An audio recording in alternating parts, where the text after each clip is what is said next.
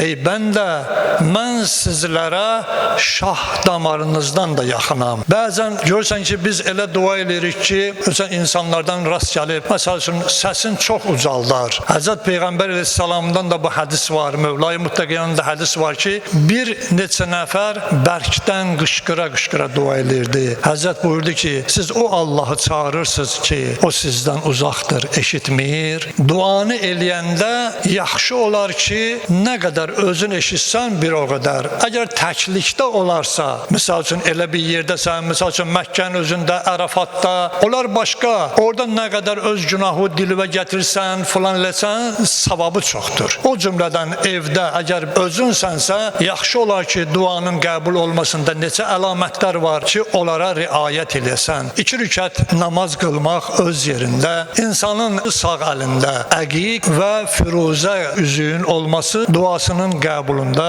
mühüm bir şeydir. Odur ki, dua eləyəndə çalışın sağ əlinizdə əqiqdən olan bir üzük olsun və ətirlənmək. O cümlədən Allahı öz gözəl adları ilə çağırmaq. Amma bu o demək deyil ki, Allahın gözəl adların sayım. Belə deyil. Misal üçün, Allahın Səttarul Uyub adını çağırıram ki, ilahi, ya Səttarul Uyub, ya Səttarul Uyub, ey eyibləri gizlədən Allah. Şərti budur ki, sən ki deyirsən ki, Allah mənim eyiblərimin üstün ört, indi də başlayırsan onu çağırma, ya Səttarul Uyub. Şərti budur ki, sən başqalarının eyibini gizlədəsən. Mən başqalarının eyibini gizlətmirəm. Abırını aparıram, sonra gəlirəm başlayıram ki, ya Səttarul Uyub, mənim günahlarımı bağışla. Bu adla çağırsan Allahı, duan qəbul olmayacaqdır. Və yaxud da ki, ya Razzaq, Allahı çağırırsan ruzu verən. Ey ruzu verən Allah, əgər sənin qəlbində başqalarına ruzu arzulamaq varsa, duan qəbuldur. Odur ki, insan etdiyi duasında